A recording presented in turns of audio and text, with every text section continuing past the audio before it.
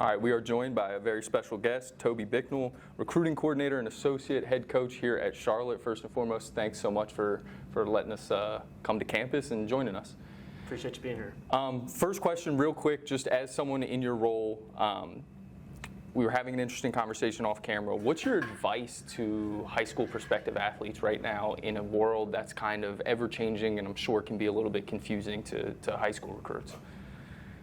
Good question. I'd say dominate where you're at. Like be where your feet are. Focus on development.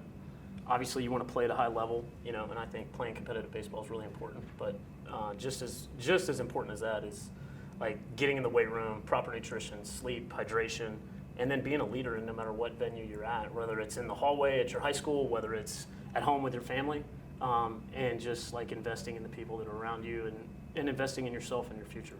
So that kind of gives me a little bit of a peek behind the curtain of maybe what you guys are looking for here at Charlotte. But give me the recruiting pitch about Charlotte and what makes this place so special. That's an even better question. So when we first get on the phone with guys, and knowing that you guys were coming in, I thought about this a lot. Like our initial phone call is kind of simple, but we really don't talk a whole lot at the beginning of our phone calls because what we value, some things that we value here, we value story. And what is your story? So if I was calling you as a recruit, I would say, hey, look, I know you're a really good player. I just saw you play like 2 days ago. But other than that, I don't really know much about you. Do you mind sharing your story with me? And what we find and what we have found over the years is asking a player to tell us their story is going to give us a really good indication, one, whatever they mention first. Like, do they mention family first? Do they mention hardship first? Do they mention baseball first? Which is fine. There's no judgment, but it's like, what are they talking about the most when we ask them questions? Tell me your story, tell me your family, tell me how you got to, tell me how you got to this event. Or if you're talking to a player that's at a junior college or in the portal, it's, hey, like, what made you choose this place? And then, we go with another series of questions, which is related to, hey, like, what's important to you? You could get a million different answers. What are some things that you're looking for? Some players are going to mention player development, relationships with coaches, right? I want to be in the South, or I want the opportunity to play high level baseball. Winning really matters. And so what you're doing is you're taking notes and you're just listening to what guys talk about in that first phone call, right? Because that's going to give you a lot of indicating factors of what kind of person and what kind of player they are. Not that it's 100% foolproof, but I can remember some of my best first phone calls that I've ever had here. Right, Paxton Thompson, who is with the Phillies right now, he was at Parkland Junior College, and I picked up the phone and I called him at like 11 a.m. here, so it was 10 o'clock back there. And I said, hey, Pax, what's up, man? Am I catching you at about a time? And he's like, no, Coach, perfect. I just got off work. It's 10 a.m. I'm like, oh, what kind of job do you have? He's like, hey, I'm stocking shelves at Menards from 5 o'clock in the morning until 10 o'clock every 5 days a week. And I'm like, really? I'm like, why are you doing that? He's like, well, I got to pay for college, and it's like, oh, okay, well, tell me a little bit about your family. And then he's like, well, he's talking about his mom and he's talking about how he grew up, and all of a sudden you're thinking to yourself, this is a junior college player who's good enough for us to get on the phone with. A scout mentioned his name to us, and he's helping pay his way to go through junior college. And it's like, okay, well, that player, like, he's invested, right? And he's having to make up for some things that maybe he didn't have that some other players have. And so immediately that guy goes from, like, he's just a guy we're calling to, man, we need to dig more on this guy. Like, this guy's probably got he's probably going to be a great clubhouse guy, hard worker, like he's already got a job, like, things like that. So then how do you weigh, because in today's landscape of college baseball and recruiting, high school, junior college portal, obviously, as you're talking about, and each window is a little different, right? The high school kids and the JUCO kids, you have a little bit longer to recruit. Portal, it kind of can happen quick, right? It is important to get to know them, as you're saying and explaining. So how do you then weigh the level of talent with kind of culture fit, type of person they are? Are they going to be able to come in here and succeed at our specific program? And is it a sliding scale?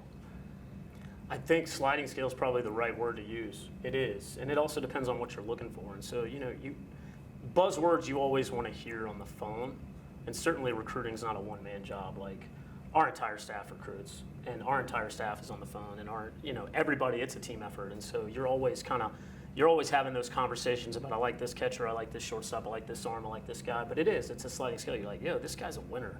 Like, he's played winning baseball. He's played for a program that matters. He might have been at a D2 or a D3 program, but winning matters. Like, that was a successful program. He played for a coach that's had a ton of success. You know, there's probably accountability there.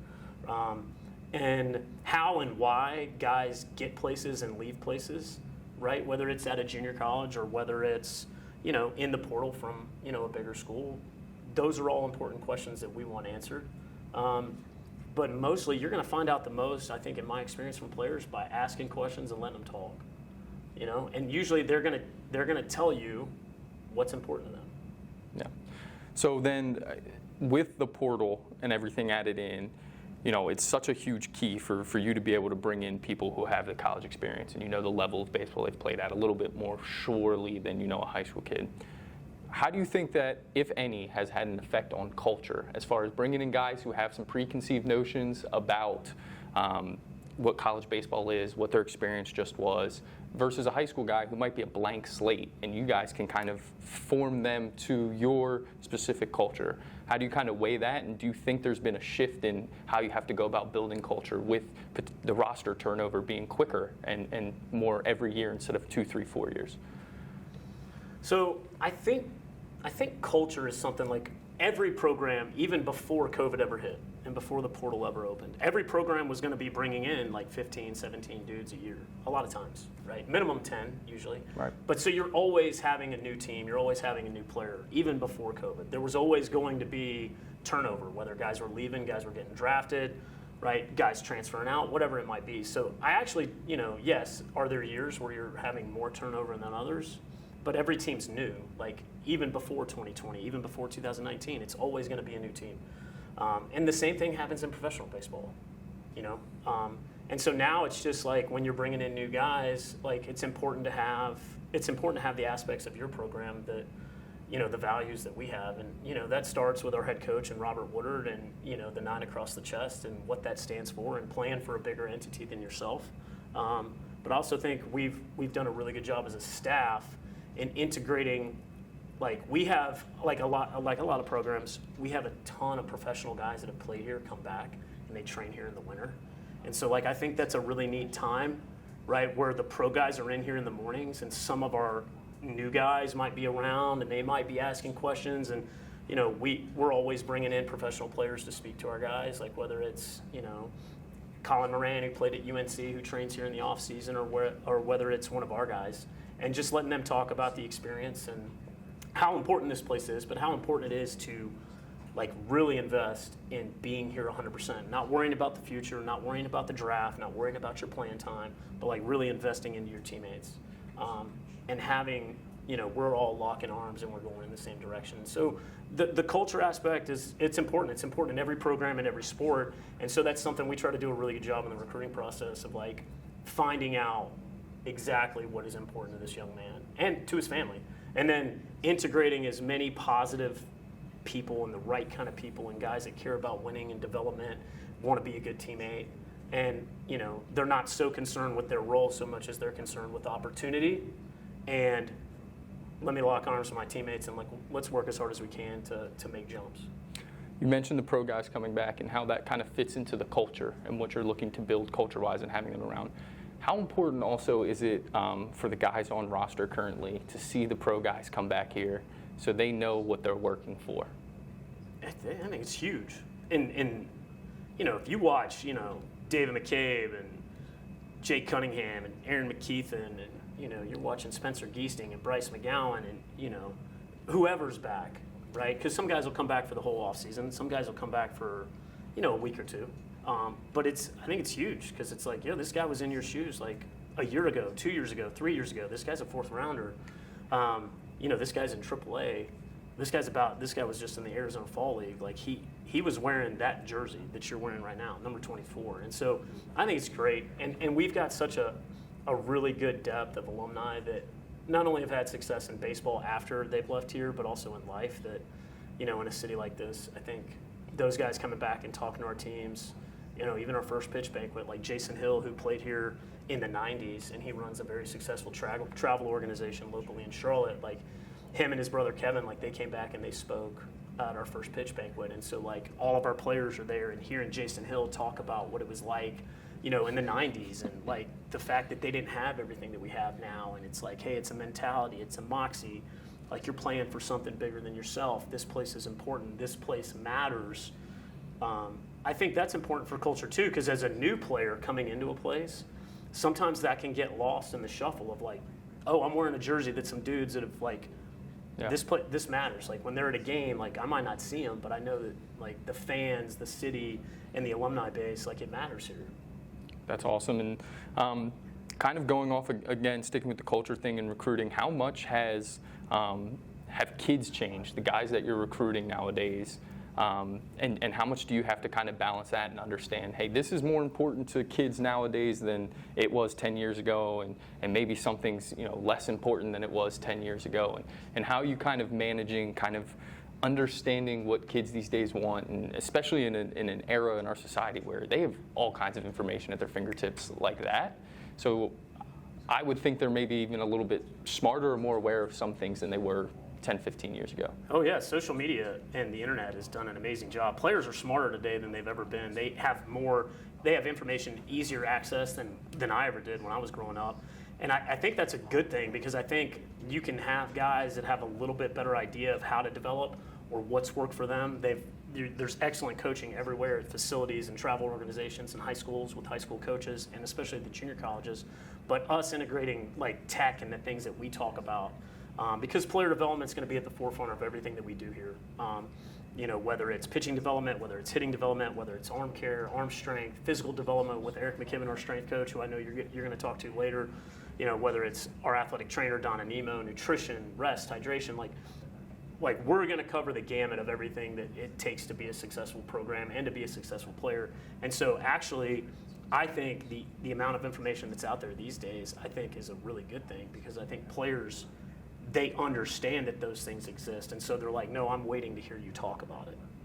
Oh, you do have a nutrition station. Oh, you guys do, like strength and conditioning is a huge part. Like you're really invested in that. And you'll see in our weight room when you meet Coach McKibben, but the hitting development and TrackMan and like, absolutely, we have a staff there that can break down analytics and help you, and also decipher, you know, what we need to focus on and what we don't need to focus on. And so there's always a balance with that. Some guys love it, some guys don't need it as much, some guys want more of it, and so you're always filtering through that aspect. But I think, you know, I think any player that's serious about baseball and serious about playing baseball, like there's always going to be a balance between the data analytics and how I'm developing, which is an important piece of what we do here, but also then the competitive setting of, okay, it's time to go compete, and it's time to go win, right? And so I think Coach Woodard, Coach Seebahar, Coach Simmons, Coach Hansen, Coach McKibben, I think they do an excellent job of like balancing all those aspects of what we do, from metrics and data analytics into the competitive setting. And then kind of tying it, but going off of that, in your role specifically, obviously new changes, new roster limits. How do you kind of, without giving away anything you don't want to, how do you guys go about navigating the new roster rules and how that's kind of ever changing? And we were joking before, it feels like it can be a new rule every week potentially. You know, what kind of staff continuity does that take, and how do you kind of navigate that with communication with players as well, because they need to know what's going on? Well, you're always trying to recruit the best people and the best players, and so that part's not going to change. You know, aspects of it though are you know, with 34-man roster limit, you don't have the same amount of wiggle room to miss. Sure. Right, especially on certain positions. And so you're always trying to get it right. I don't think any recruiting coordinator is ever trying to get it wrong, or any coach that's recruiting is trying to get it wrong. But you got to recruit great people, and you got to recruit really talented players, and you got to recruit some guys that fit inside your system, because not everybody's going to fit at every different place. But it definitely comes with challenges. I'll tell you this, my job is easier because of our entire staff and all the work that everybody here puts in. And so it's not like you got to carry the backpack alone, right? Like you're carrying it with dudes we're all climbing up that same hill. That's fascinating. Give me one thing that people may not know about Charlotte in this program that everyone should know about. I think it's the number of guys we've signed that have signed professionally out of here in the last 5 years. Like I think we're up to 18 now. Like I think that says a lot about the work that we put in.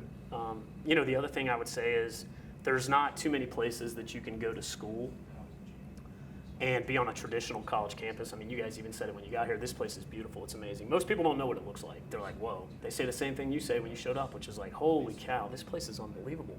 It is. It's way better in person. But we're also, we're 9 miles from uptown Charlotte. Like a Panthers game, a Hornets game, a concert. Like you can have a traditional college experience here. You can play a really high level of baseball. You can get drafted. And you can be a part of a really neat alumni community that's invested in a campus and an administration that's invested. But you can also go to college and have this amazing city at your fingertips. Well, Toby Bicknell, thank you so much for sitting down and taking the time. I appreciate it, Sub. Thanks so much.